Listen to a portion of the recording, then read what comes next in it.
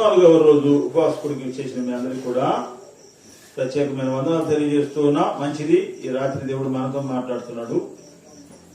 ఏదో ఒక రోజు దొరికిపోతావు జాగ్రత్త. ఏంటంటే అంశము, ఏదో ఒక రోజు దొరికిపోతావు జాగ్రత్త అనే అంశం ద్వారా దేవుడు మనతో మాట్లాడబోతున్నాడు. యోనా గ్రంథము 1వ అధ్యాయము 1వ వచనం నుంచి ధ్యానిద్దాం. యోనా గ్రంథము 1వ అధ్యాయం 1వ వచనం నుంచి.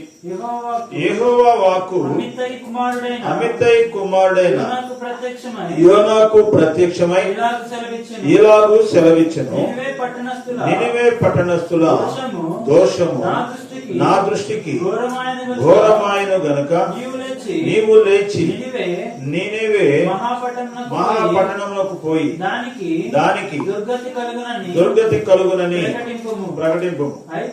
అయితే యెహోవా సన్నిధిలో నుండి తర్షీషు పట్టణములకు పారిపోవాలని యోనా యొప్పేకు పోయి తర్షీషునకు పోవు ఒక ఓడను చూచి ప్రయాణమునకు కేవు ఇచ్చి యెహోవా సన్నిధిలో నిలువక ఓడవారితో కూడి తర్షీషునకు పోవుటకు ఓడ ఎక్కెను. ప్రైజ్లార్డ్, హల్లెలూయా.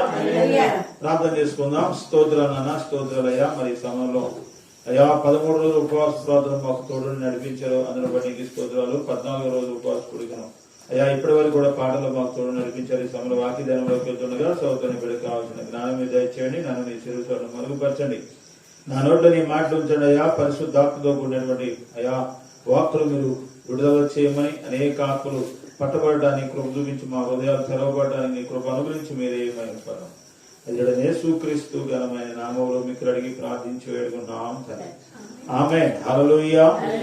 మంచిది ప్రియా దేవుని బిడ్డరా, దేవుని వాక్కు అమిత్తయి కుమారుడైన యోనాకు ప్రత్యక్షమై ఇలాగూ సెలవిచ్చింది.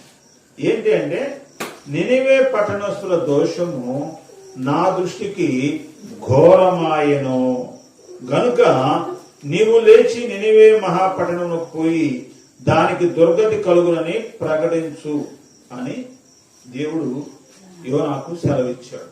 ఈ మాటలు ఉంటున్న ప్రియ దేవుని బిడ్డరా, దేవుడు ఏం చెప్తున్నాడు అంటే, నినివే పట్టణస్థుల దోషము ఘోరమైంది అంటున్నాడు. బహుఘోరమైంది, పాపంతో నింపబడింది. ఆ పట్టణం అంతా కూడా భయంకరంగా పాప ఊగులో కూరుకుపోయారు ప్రియ దేవుని బిడ్డరా.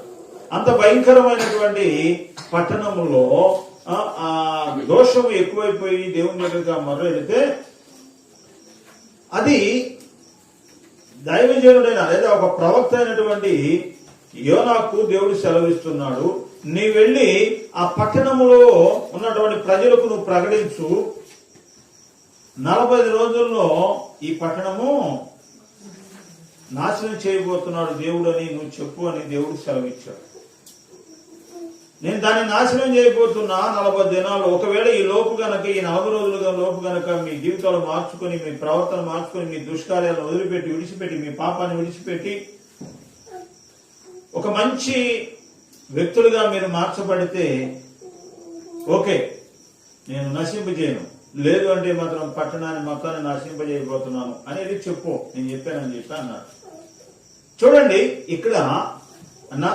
ఇక్కడ ఒక మాట ఏంటంటే, దేవుడు సెలవిచ్చాడు, నశింపజేయబోతున్నాను, నువ్వు వెళ్ళి నినివే పట్టణస్థులకు చెప్పు అని. యోనా ఎక్కడికి వెళ్ళాలి? నినివే పట్టణానికి వెళ్ళాలి లెక్క. ఎందుకంటే దేవుడు చెప్పిన మాట ఎవరైనా సరే, నువ్వైనా నేనైనా మనం ఎవరైనా కంపల్సరిగా దేవుని మాట లోబడాల్సిందే. ఆ మాట ఎవరు కూడా వ్యతిరేకంగా జీవించడానికి వీల్లేదు. దేవుడు నీకు ఏదైనా చెప్పినప్పుడు ఆ పని నువ్వు చేయాలి. చేయకపోతే అది చాలా ప్రమాదం. యోనాకు చెప్తే యోనా ఏం చేశాడు అంటే తర్షీషుకు వెళ్ళడానికి యొప్పేకు పోయి ఓడ ఎక్కడానికి వెళ్ళాడు. ఇక్కడ కొన్ని విషయాలు మనం జాగ్రత్తగా విందాం. ఇక్కడ కొన్ని విషయాలు మనకు చాలా దేవుడు ఈ వాక్యం ద్వారా మనతో మాట్లాడుతున్నాడు. యెహోవా సన్నిధిలో నుండి తర్షీషు పట్టణానికి పారిపోవాలని యోనా ఎక్కడికి వెళ్ళాడు? యొప్పేకు పోయి తర్షీషుకు పోవు ఒక ఓడను చూసి ప్రయాణముకు కేవు ఇచ్చి యెహోవా సన్నిధిలో నిలవక ఓడవారితో కూడి తర్షీషు పోవడకు ఓడ ఎక్కాను. ఒకసారి ఆలోచన చేయండి. తర్షీషు పట్టణానికి పోవడానికి యొప్పేకు వెళ్ళాడు. అక్కడ ఓడ రైల్లో ఉంది. అంటే ఓడలు ఎలా ఉంటాయంటే, ఈ రోజు ప్రయాణం అయితే సుమారు 3 నెలలు, 4 నెలలు, 5 నెలలు, 6 నెలలు పడుతుంది. ఇది మళ్ళా ఇక్కడికి రావాలి. అంతేగాని వెళ్ళిన వెంటనే బస్సు లాగో లేకపోతే రైలు లాగా ఇవాళ బయలుదేరితే సాయంత్రానికి రావడమో రేపు రావడానికి ఉండదు. ఓడలు ఎలా ఉంటాయంటే, ఈ పూట ఇప్పుడు బయలుదేరితే ఈ పూట బయలుదేరితే మళ్ళా ఎప్పుడు వస్తుందో కూడా పెద్దగా తెలియదు. అంటే 3 నెలలు పట్టొచ్చు, 5 నెలలు పట్టొచ్చు. సముద్రంలో ఉన్నటువంటి పరిస్థితులను బట్టి, సముద్రంలో జరుగుతున్నటువంటి పరిస్థితులను బట్టి, వాతావరణాన్ని బట్టి అవి వస్తూ ఉంటాయి. అయితే ప్రియ దేవుని బిడ్డలారా, ఆ సమయంలో ఓడలు ఉంటాయో లేదో కూడా తెలియదు. కానీ యోనా బయలుదేరగానే ఓడ ఎక్కడుందంట? రేవు దగ్గర ఉంది. హల్లెలూయా. అప్పుడు యోనా అనుకుంటున్నాడు, మొత్తానికి నేను తర్షీషుకు వెళ్ళడానికి దేవునికి ఇష్టమే, దేవునికి చిత్తమే. ఎందుకంటే అసలు ఓడలు ఉండవు, అవి వెళితే ఎప్పుడు వస్తాయో తెలియదు. కాబట్టి ఇప్పుడు నేను ఆ ఓడ రేవు దగ్గర ఓడ ఉంది కాబట్టి ఇది మొత్తానికి దేవుని చిత్తమే. ఒకవేళ దేవుని చిత్తమో కాదు, ఇప్పుడు నేను టికెట్ కొంటా, టికెట్లు ఉన్నాయనుకో ఇవన్నీ అనుకుంటున్నాడు. ఇప్పుడు నేను టికెట్ కొంటా, వెళ్తా. ఖాళీ ఉండి నాకు టికెట్ దొరికిందా, నేను తర్షీషుకు వెళ్ళడానికి దేవునికి చిత్తమే, అది ఆయనకి ఇష్టమే. ఒకవేళ దొరకలేదు అనుకో, నేను వెళ్ళడానికి దేవుని చిత్తం కాదు కాబట్టి నేను మళ్ళా వెనక్కి వెళ్తాను అని ఆ ఓడ దగ్గరికి వచ్చాడు. ఆ రేవుకి వచ్చి చూసి ఓడ దగ్గరికి వచ్చి ఆ ఓడ యజమానులతో టికెట్ కొనడానికి నేను తర్షీషుకు వెళ్ళాలి, మరి నాకు టికెట్ కావాలనగానే ఆ ఓడలో ప్రయాణం చేసేవాళ్ళు కొంచెం సీట్లు ఖాళీ ఉన్నాయి. అప్పుడు సీటు ఖాళీ ఉందని చెప్పి టికెట్ ఇచ్చారు, డబ్బులు తీసుకున్నారు, టికెట్ ఇచ్చారు, అయిపోయింది. ఇక్కడ మనోడికి ఏమర్థమైందండి, ఇవనకి నేను నినివే పట్టణానికి వెళ్లకుండా తర్షీషుకు వెళ్ళడానికి దేవుని చిత్తమే. ఎందుకనంటే అసలు ఓడలో ఆ రేవులోకి ఓడలు రావడమే చాలా కష్టము. ఎప్పుడో వెళ్తే ఎప్పుడో వస్తే తెలీదు. 2 మళ్ళా టికెట్ దొరకడం కష్టం. అసలు ఓడలు ఉన్నాయి, టికెట్ కూడా ఉంది, నాకు సీటు ఖాళీ అయ్యింది. అంటే ఇప్పుడు ఏంటంటే నాకు నేను నినివేకి వెళ్లకుండా తర్షీషుకు వెళ్ళడానికి దేవుని చిత్తము. హల్లెలూయా, హల్లెలూయా. లేదంటారా ఇలాంటి వారు మన మధ్య? ఏదన్నా పని చేసేటప్పుడు దేవుని చిత్తమో కాదు తెలుసుకోం గాని, దేవుని చిత్తమో కాదు దేవుని దగ్గర అడిగి తెలుసుకోం గాని, ఏదైనా పని చేసేటప్పుడు ఈ పని కలిసి వచ్చింది అనుకో, ఈ పని వెళ్ళేటప్పుడు ఓకే నేను ఈ పని చేయబోతున్నాను, కానీ ప్రారంభం బాగానే ఉంది కాబట్టి ఇది దేవుని చిత్తమే. దేవుడు నిజంగా ఒకవేళ నేను గనక దేవునికి విరోధంగా నడిచానే అనుకో, మరి దేవునికి విరోధంగా నడిస్తే దేవుడు నన్ను ఆటంకపరచాలిగా. మరి నేను చేస్తున్న పని, నాకు వెళుతున్న పనులు అన్ని కూడా చక్కగా జరుగుతున్నాయిగా. అంటే ఇప్పుడు నేను చేసే పని దేవునికి ఇష్టమేగా. ఒక వ్యక్తి పాపంలో ఉన్నాడండి, పాపంలో ఉన్నప్పుడు మరి నేను పాపంలో ఉన్నాను, ఒకవేళ దేవునికి ఇష్టం కాదుగా. మరి దేవునికి ఇష్టం లేకపోతే నేను పాపం చేస్తే గద్దించవచ్చుగా, నన్ను శిక్షించవచ్చుగా. మరి శిక్ష రాలేదే. అంటే ఈ పని చేయడం దేవునికి, అంటే తన సొంత నిర్ణయాల్ని ఏటి మీద రుద్దుతున్నాడు? దేవుని నిర్ణయాల మీద రుద్దుతున్నాడు ఈరోజు మానవుడు. ఒక దొంగతనం చేసే వ్యక్తి దేవుడికి ఇష్టమే అయితే మరి నన్ను పట్టియొచ్చుగా. ఎందుకు పట్టిట్లేదు అంటే నేను చేసేది మరి నా కొరకు కాక, నా కుటుంబం కొరకు, నాకు పిల్లలు ఉన్నారు, భార్య ఉంది, మరి ఆమె పోషించాలంటే నేనేమో కష్టపడి పని చేయలేను కాబట్టి ఏదో చిన్న దొంగతనాలు చేస్తూ, అది దేవునికి ఇష్టం కాబట్టి నన్ను ఇప్పటి వరకు కూడా ఎవరు పట్టుకోరు. దేవునికి ఇష్టమే, నేను దొంగతనం చేయడం దేవునికి ఇష్టమే, అందుకనే నన్ను ఎవరు కూడా పట్టుకోరు. ఇది ఒక దొంగ మాట్లాడేటువంటి మాట. అంటే నిన్ను పట్టుకోలేదనుకో, అది దేవుని చిత్తమా? దేవుని చిత్తమేనా? కాదు. కాదు. ఎందుకనంటే ఇప్పుడైనా నువ్వు మారతావు అని ఒక అవకాశం ఇస్తున్నాడు, 2 అవకాశాలు ఇస్తున్నాడు, 3 అవకాశాలు ఇస్తున్నాడు. ఇంకా మారలేదనుకో ఏం చేస్తాడంటే కంపల్సరిగా ఒక రోజు ఉంది, ఆ రోజు కంపల్సరిగా నువ్వు దొరికిపోతావు. యోనా అక్కడికి వెళ్ళగానే, దేవుడికి వెళ్ళగానే ఓడ ఎదురుగుంది, 2 టికెట్ దొరికింది. కాబట్టి యోనా అనుకుంటున్నాడు, నినివేకి వెళ్తాం కాదు, తర్షీష్కు వెళ్ళడం దేవునికి చిత్తమే. కాబట్టి ఇప్పుడు నేను ఎక్కడికి వెళ్ళాలి? దేవుడేమో నన్ను నినివేకి వెళ్ళమన్నాడు కానీ నా మార్గం మాత్రం సరళం చేశాడు తర్షీష్కు వెళ్ళాలి. దేవుడే మార్గాన్ని సరళం చేశాడు అనుకుంటున్నాడు యోనా. అందుకని గబగబ ఓడలోకి వెళ్ళి అంత ఆనందపడ్డాడు. అసలు నిజంగా దేవుడికి ఇష్టం లేదనుకో నేను తర్షీష్కు వెళ్ళడానికి, ఓడ అక్కడ ఉండేది కాదుగా. సరే ఓడే ఉందనుకో, మరి టికెట్ ఖాళీ ఉండేది కాదు. ఎందుకంటే టికెట్ ఓడలో ఎప్పుడో వస్తాయి కాబట్టి ఇన్ని నెలల్లోపే టికెట్ అని కూడా బుక్ చేసుకొని ఉంటారు. లోపల ప్రయాణం చేసే వాళ్ళకి ఆ సీట్లు ఉంటాయి, ఆ సీట్లు ఆల్రెడీ బస్సులో సీట్లు లాగే టికెట్ కొనేసుకుంటారు, రిజర్వేషన్ చేసుకుంటారు. కానీ మనోడికి దొరికింది కాబట్టి మనోడు అనుకుంటున్నాడు, యోనా అనుకుంటున్నాడు ఇది దేవుని చిత్తమే. కానీ ప్రియ దేవుని బిడ్డరా, ఏదో ఒక రోజు దొరుకుతామనే విషయాన్ని గ్రహించలేకపోయాడు. ఎక్కాడు ఓడ, ప్రయాణం చేస్తున్నాడు. దేవుడు యోనాకు చెప్పినటువంటి మాటను యోనా వినలేదు కాబట్టి ఒక భయంకరమైనటువంటి సముద్రం మీద ఏం చేశాడంట, పెద్ద గాలి పుట్టింపగా సముద్రం ముందు గొప్ప తుఫాను రేగి ఓడ బద్దలైపోగది వచ్చాను అంట. అంటే అది దేవుని, ఆ ప్రయాణం దేవుని చిత్తమే అని, అంటే తన సొంత నిర్ణయాలను కూడా ఏం చేస్తున్నాడంట యోనా, దేవుని యొక్క చిత్తం మీద వేచేస్తున్నాడు. ఈరోజు క్రైస్తవుడిగా నీ జీవితంలో కూడా నువ్వు ఏ పని చేస్తుంటే ఆ పనిని ఇది దేవుని చిత్తమే, అందుకే నాకు అనుకూలంగా ఉంది అని ప్రతిదాన్ని కూడా చేసే తప్పుడు పనులన్నిటిని కూడా నాకు శిక్ష రాలేదుగా. మరి దేవుని చిత్తం అయితే దేవునికి ఇష్టం లేకపోతే నాకు శిక్ష రావాలిగా.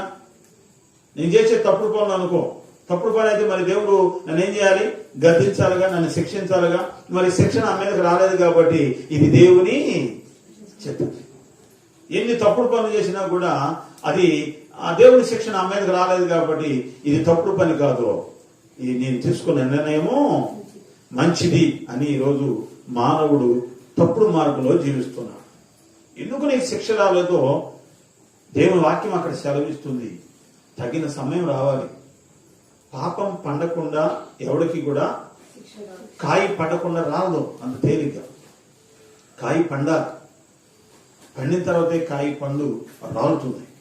పాపం పండకుండా ఏ వ్యక్తి కూడా రావడానికి వీలు. ఏ శిక్ష దేవుడు కూడా పాపం పండేదాకా చూస్తాడు. పాపం పండేదాకా చూసే శిక్ష మానవుడికి విధిస్తాడు. అప్పుడు దాకా నువ్వు అనుకుంటావు నేను తప్పుడు, నేను ఏది చేసినా కూడా దేవునికి ఇష్టమే, అందుకే దేవుడు నాకు ఎటువంటి శిక్ష వేయలేదు. ఈరోజు క్రైస్తవుడిగా నీ జీవితంలో ఒకవేళ అలాంటి అనుభవాలు ఎదురైనాయేమో, నువ్వు చేసే తప్పుడు ప్రతిదీ కూడా దేవుడు సమర్థిస్తున్నాడు అని నువ్వు ముందుకు నడుస్తున్నావేమో, నువ్వు తీసుకున్న నిర్ణయాలు అవి సరైనవి కాదని నీకు తెలుసు, కానీ నువ్వు తీసుకున్న నిర్ణయాలకు దేవుడికి ఇష్టమైన, అందుకే నాకు ఈ కార్యం నెరవేరుతుంది అని నువ్వు అనుకుంటున్నావేమో. లేదు, ఎందుకనంటే కంపల్సరిగా ఒకరోజు ఆ శిక్షకు పాత్రుడు నువ్వు కావాల్సిందే. యోనా ఓడలోకి ఎక్కాడు, దేవుడు విడిచిపెట్టలేదండి, విడిచిపెట్టాడా. పెద్ద గాలి రేపాడంట సముద్రంలో, పెద్ద తుఫాను రేగిందంట. ఆ తుఫానుకి ఓడ ఏమైందంట, బద్దలైపో గతి వచ్చింది. వెంటనే ఓడలో ఉన్న నావికుడు అంటున్నాడు, ఇదిగో మీ ఓడలో ఉన్న మీ సరుకులు ఏమైతే ఉన్నాయో వాటన్నిటిని కూడా సముద్రంలో పారిపోయిన, లేకపోతే మనం కూడా బ్రతకడానికి అవకాశం లేదు అని చెప్పి పేరుగుని బిడ్డరా ఓడ నావికుడు చెప్తాడు. ఆ తర్వాత మీరు మీ దేవతలను, మీరు పూజించే దేవుళ్ళను ప్రార్థన చేసుకోండి.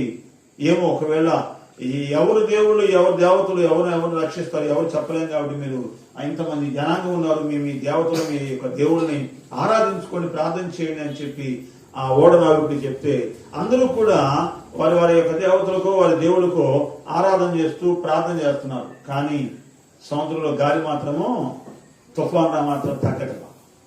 అందరూ చేస్తున్నారు, కానీ యోన ఓడ అడుగు భాగానికి వెళ్ళి ప్రశాంతంగా నిద్రపోతున్నాడంట. ఏముంది? నీకు బాధ్యత అప్పచెప్పాడు దేవుడు. ఆ బాధ్యతను నెరవేర్చకుండా నాకు కుదరదులే అని ఏ పని పాడలేనుడికి మళ్ళీ ప్రశాంతంగా నిద్రపోతున్నావు అంటే ఏమనాలి నిన్ను? అవతల 1,20,000 మంది నశించుకోవడానికి సిద్ధంగా ఉన్నారు. అంటే ఆత్మల పట్ల భారం లేదు యోనాకు. దైవజనుడే, ప్రవక్తే. కానీ ప్రియ దేవుని బిడ్డరా, ఆత్మల పట్ల భారం లేక నశించిపోతే ఆ పట్టణం మీద ఉన్నటువంటి కోపం అలాంటిది. అశ్షూరు సామ్రాజ్యంలో రాజధానిగా ఈ నినివే పట్టణం ఉండేది, అశ్షూరు సామ్రాజ్యంలో. అప్పుడు ఆ రోజులు ఇశ్రాయేలు మీదకి పదే పదే ఆ అశ్షూరు రాజ్యం వారు సైనికులు ఏం చేసేవాడు అంటే ఇశ్రాయేల్ దేశం మీదకి యుద్ధానికి వచ్చేవారు. అందుకని పదే ఇశ్రాయేల్ ప్రజలకు ఇబ్బంది కలుగజేస్తున్నారని ఆ ప్రజలు ఆ రోజుల్లో అశ్షూరు యొక్క దేశం గురించి, ఆ రాజ్యం గురించి చాలా కోపంగా ఉండేవారు. అందుకని నినివే పట్టణం గతి నశించిపోయే గతి పట్టిందని యోనాకి ఏమయ్యాడంటే, అబ్బా పానీలే యాక పోయి పట్టణం అంతా కూడా ఊడ్చుకుపోతే ఇక ఎవడు మిగలడు. లేకపోతే ఆ రోజుల్లో అశ్షూరు రాజు గాని సైనికులు గాని పదే మా దేశం మీదకి, మా పట్టణాల మీదకి వచ్చి యుద్ధాలు చేసి మమ్మల్ని అందరినీ ఎంతో మంది చంపారు. ఈ రోజు మొత్తం చచ్చిపోతున్నారు పాని అని చెప్పి తర్షీషుకు కారణం అది, అంతేగాని మరొకటి కాదు. అయితే ఆత్మ పట్ల భారం ఉండాలి. ఎందుకంటే నిన్ను శిక్షించేవాళ్ళు, నిన్ను ద్వేషించేవాళ్ళు చాలా మంది ఉంటారు. క్రైస్తవులు అనగానే, దైవజనుడు అనగానే, సేవకుడు అనగానే, ఆ పాస్టర్ గారు అనగానే ఏమంటారంటే నానా రకాలైన దూషణకరమైన మాటలు మాట్లాడతారు. ఎందుకంటే క్రైస్తత్వం అంటేనే సహించగలిగింది. ఎలాంటి వారిని ఎలా దూషించినా కూడా యాకోబుని ఖడ్గంతో ప్రియ దేవుని బిడ్డలు చంపినా గాని, లేకపోతే పేతురు, యోహాను వీళ్ళందరూ కూడా భయంకరమైనటువంటి శ్రమల్లో చనిపోయారు. వాళ్ళందరూ కూడా వారి యొక్క ఆత్మను వారు ఏం చేశారంటే శరీరాన్ని అప్పగించుకున్నారు. ఆ కాలంలో మొదటి శతాబ్ద కాలంలో చాలా మంది దేవుని బిడ్డలు, ప్రియ దేవుని బిడ్డలు ఎంతో భయంకరమైనటువంటి సావులు చనిపోయారు. భయంకరమైనటువంటి వారి సావులు ఎలా ఉన్నాయంటే చాలా భయంకరమైన ఉండేయట. ఆ గుర్రాల కింద, ఆ కాళ్ళ కింద తొక్కడం కానీ, లేకపోతే ఆ జంతు చర్మంలో ఆ మనిషిని పెట్టి, క్రైస్తవుని పెట్టి కుట్టేయటం కానీ, ఇలా హింసించారు ఆ కాలంలో. అయినా కానీ సహించి ఓర్చుకుని చనిపోయారు క్రైస్తవులు. సేవకుడుగా నీకు ఎలా ఉండాలి అంటే, క్రైస్తవులు అంటే దేవుడు ఒక నశించిపోతున్న ఆత్మల పట్ల భారంతో వారి కొరకు ప్రార్థన చేసేవారిగా ఉన్నారు. ఒకప్పుడు వారు హింసించిన వారే కాదనలేదు. ఒకప్పుడు నేను శిక్షించిన వారే, లేకపోతే దూషించిన వారే, ఇబ్బంది పెట్టిన వారే నువ్వంటే పడదు కానీ వారిని ప్రేమించే వారిగా ఉండాలని ఇక్కడ దేవుడు మనకు సెలవిస్తున్నాడు. కానీ యోనా ఆయన పట్టణం నాశనం అయిపోతుందని చెప్పి సంతోషంతో తర్షీషుకు వెళితే దేవుడు విడిచిపెట్టలేదు. దేవుడు విడిచిపెట్టాడా? సముద్రంలో గాలి రేపాడు, తుఫాన్ రేపాడు, ఓడ బద్దలైపోయేటువంటి పరిస్థితి. అందరూ కూడా వారి దేవతలు, వారి దేవుళ్ళని కనుక ప్రార్థన చేస్తుంటే యోనా మాత్రము ఓడ అడుగు భాగానికి వెళ్ళి నిద్రపోతా ఉన్నాడు. గాఢ నిద్రపోతున్నాడు. ఓడ నావికుడు అంటాడు, ఓరే నిద్రపోతా, నిద్రపోతా, నీకేమొచ్చిందిరా? ఆ రకంగా ఓడ బదులైపోయే పరిస్థితి, అందరూ చచ్చిపోతామేమని అందరూ భయపడుతుంటే నువ్వేం ప్రశాంతంగా నిద్రపోతున్నావు ఏంటిరా అని చెప్పి ఎవరిని అంటున్నాడండి? దైవజనుడిని పోయి నిద్రపోతా. ఒక లోకస్తుడు, ఒక అన్యుడు ఏం మాట్లాడుతున్నాడు అంటే దేవుడి సేవకుని పట్టుకొని పోయి నిద్రపోతా. ఏమొచ్చింది నీకు? ఏమొచ్చింది నీకు? ఈ రకంగా ఓడ బద్దలైపోయే పరిస్థితి, సముద్రం వెంట చూస్తే భయంకరంగా తుఫాన్ వచ్చి రేగుతుంటే, ఈ రకంగా అలలు కొడుతుంటే మేమందరం మేము ఎప్పుడు చచ్చిపోతామో తెలియదని వెళ్ళి అడుగు భాగాలు ప్రశాంతంగా నిద్రపోతున్నామంటారా? నిద్రపోతుడా అని ఏమొచ్చింది నీకు అని ప్రశ్నిస్తున్నా. ప్రియా దేవుని బిడ్డ, ఆ భయంకరమైనటువంటి ఏదో ఒక రోజు దొరుకుతాం. ఈ సంవత్సరంలో అతను దొరికాడు. వారు దేవతలకి, దేవుళ్ళకి ప్రార్థన చేశారు కానీ ఎవరు కాపాడలేదు. అప్పుడు అన్నారు, చీట్లు వేస్తే ఎవరి పేరు వచ్చిందంట? చీట్లు వేసిన ఓడలో ఉన్నవారు. అయ్యా, మనలో ఎవరో ఒకడు మొత్తానికి దోషంలో ఉన్నవాడు ఉన్నాడు. కీడు చేసేవాడు ఉన్నాడు, ఒక పాపాత్ముడు ఉన్నాడు. అందుకే మనకి మీదకి ఈ శిక్ష వచ్చింది. ఏం చేద్దామంటే చీట్లు వేద్దామని చెప్పి చీట్లు వేస్తే యోనా పేరు వచ్చింది. అప్పుడు యోనా దగ్గరికి వచ్చి, అసలు నువ్వు ఎవరో రా బాబు, నీ పేరు వచ్చింది, నువ్వు ఎక్కడి నుంచి వచ్చావు, ఎవడవు నువ్వు అని అడుగుతుండే. అంటున్నాడు యోనా, నేను హెబ్రీయుడను, సముద్రమునకును భూమికి సృష్టికర్త అయి ఆకాశమందుండు దేవుడైన యెహోవా యందు నేను భయభక్తులు గలవాడినై ఉన్నాను. నేను ఇలా యెహోవా సన్నిధిలో నుండి నేను దర్శించుకు పారిపోతున్నాను, కాబట్టి నా వల్ల ఈ కీడు వచ్చింది, నన్ను తీసుకెళ్లి సముద్రంలో పడైంది అంటున్నాడు. ఏమండి, ఎవరిని అంటున్నాడు? ఎవరి దగ్గర ఒప్పుకున్నాడు? ఒక అన్యుడి దగ్గరికి వెళ్ళి నేను తప్పు చేశాను, నన్ను సముద్రంలో పడైంది అంటున్నాడు. ఏ నీ సొంత నిర్ణయాలతో నువ్వు వెళ్ళినప్పుడు శిక్ష రాదా నీకు? దేవుని చిత్త ప్రకారం నువ్వు వెళితే ఒకవేళ అలాంటి భయంకరమైన పరిస్థితులు ఎదురైతే అవి నిన్నేమి చేయవు, ఏది నిన్ను అంటదు లేదు. దేవుని చిత్త ప్రకారం మనం కనుక ముందుకు అడిగేస్తే, దేవుడే కనుక తర్షీషుకు వెళ్ళమంటే వెళ్తే, ఒకవేళ ఆ సముద్రంలో కనుక తుఫానే రేగిందనుకో, అలలే రేగినాయి అనుకో, అవి ఏం చేస్తాయి?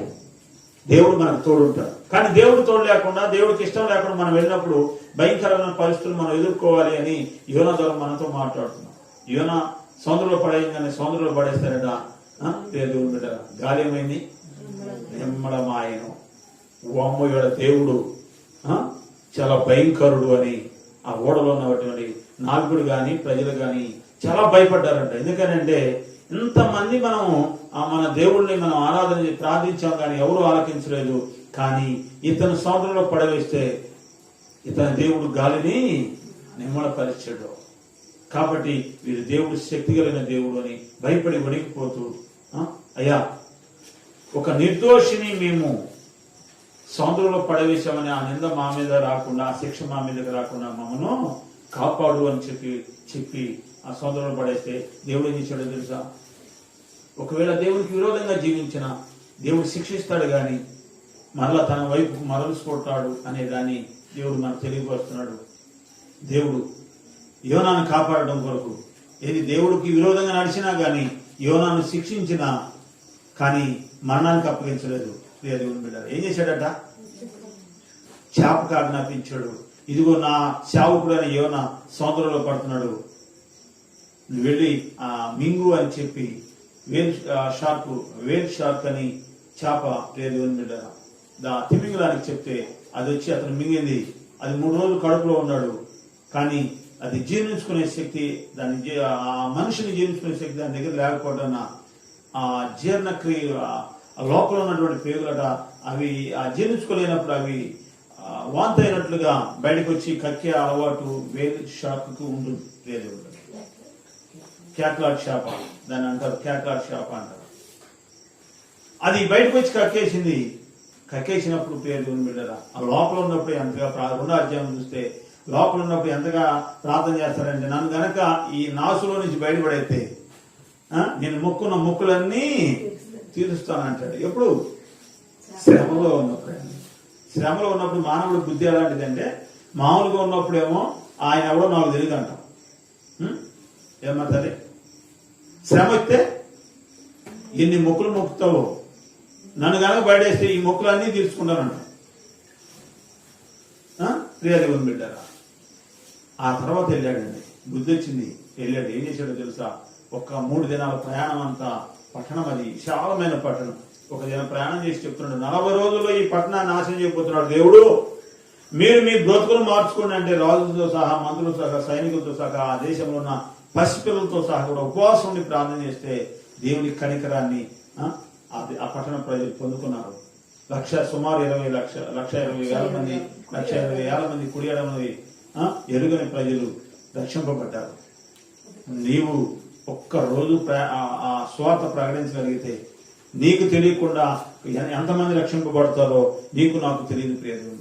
ఆ స్వార్థ ప్రకటించడానికి మనం ముందుకు అడుగేయలేనటువంటి పరిస్థితి ప్రియదేవుని. ఏదో ఒక రోజు దొరుకుతావు, జాగ్రత్త. ఒకవేళ ఈ మాటలు ఉంటున్నప్పుడు ఆ దేవుని బిడ్డలా, దేవునికి వ్యతిరేకంగా నువ్వు ఏదో పనులు చేసి, దేవునికి వ్యతిరేకంగా ఏయో చేసి నాకు అన్ని అనుకూలంగా ఉన్నాయి కదా, ఇది అనుకూలమే, దేవునికి ఇష్టమే అని చెప్పి నువ్వు ముందుకు అడుగేస్తున్నావేమో, జాగ్రత్త. యోనా అంత దైవజనుడే లేదా ప్రవక్తే దేవుడికి దొరికాడు. నేను ఏ పాటి వారు ఒకసారి ఆలోచన చేయి ప్రియ దేవుని బిడ్డరా. దావీదు అనుకుంటున్నాడు ఇదిగో నేను అమ్మా మంచి బిల్డింగ్ లో నేను నివాసం ఉంటున్నాను, కానీ దేవుని మందసము గుడారంలో ఉంటుంది. నేను ఒక మంచి దేవుని మందిరము కట్టిస్తాను అని, దేవుని మందస్థానికి ఒక మందిరం కట్టించి అందులో పెట్టాలి అని అమ్మా దావీదు అనుకుంటే, నాతాన్ అంటాడు, దేవుడు నీకు తోడున్నాడు, దేవుడు నీకు తోడున్నాడు, నువ్వు కట్టించే, దేవుని మందిరాన్ని కట్టించే అంటాడండి. ఆ తర్వాత నాతానుతో చెప్తాడు, నువ్వు వెళ్ళి ముందు యెషై కుమారుడైనా దావీదుతో చెప్పు, ఏమనంటే నేను నీ చేత నేను మందిరం కట్టించుకోను, నీ చేతులు రక్తమయమైనాయి, నీవు పాపం చేసిన వ్యక్తివి, నీ చేత నేను కట్టించుకోను, నీ కుమారుడైన సొలొమోను చేత నేను మందిరం కట్టించుకుంటాను అనుకుంటున్నాడు. దేవుడు నీకు తోడున్నాడులే అనుకుంటున్నాడు. అంటే దేవుడు తోడున్నాడు అంటే అన్ని విషయాల్లో దేవుడు, అంటే ఏ తప్పు చేసినా కూడా, అంటే దేవునికి వ్యతిరేకంగా మందిరాన్ని కట్టి దేవుడు ఎలా ఒప్పుకుంటాడు అనుకుంటున్నాం? ఏమా మందిరమే, దేవుని మందిరమే, కానీ అది దేవునికి ఇష్టం లేదో తెలుసుకోవాలిగా. తెలుసుకోకుండా ముందుగానే ప్రయత్నం చేద్దాము, అంటే కట్టేద్దాము, ఇక దేవుడికి ఇస్తే కదా, దేవుని మందిరమేగా, మనం ఏదైనా కడుతున్నామా? ఏమంటే కరుణాస్ గారు, కట్టేది మందిరమేగా, ఏ తప్పేముంది? దేవుడికి ఇష్టం లేకుండా ఎలా ఉంటుంది? అయినా మనం అన్ని తీసుకొచ్చాక, ఇసుక తెచ్చాము, సిమెంట్ తెచ్చాము, ఇనుము తెచ్చాము, అన్ని తెచ్చాము. ఇంకేంది ఆలస్యం అంటే, ఆ ఆలస్యానికి కారణాలు చాలా ఉంటాయి. ఇష్టం లేకుండా మనం ఏ అడుగు ముందుకి వేయలేము. అన్ని వచ్చిన సమకూరిన కట్టేవాడు కట్టేవాడు దొరికిన పని ముందుకి. బాబేలు గోపురం కట్టడానికి ఎంత ప్రయత్నం చేశారో ఏమైందండి? ఆకాశాన్ని అంటేట దేవదూతల వాళ్ళు కూడా అంటే ఆకాశంలోకి వెళ్ళాలనుకుంటున్నారు. మనందరం ఏడకి వెళ్ళిపోకూడదండి, అందరం ఒకేసారి ఉందాం, ఈ బాబేలు గోపురం కట్టి ఇందులో ఈ పట్టణంలో నివసిద్దామని చెప్పి ఉన్న ప్రజలందరూ కూడా కడుతూ ఉంటే, దేవుడు తన దూతలను పంపించి వారి యొక్క భాషను ఏం చేశాడండి?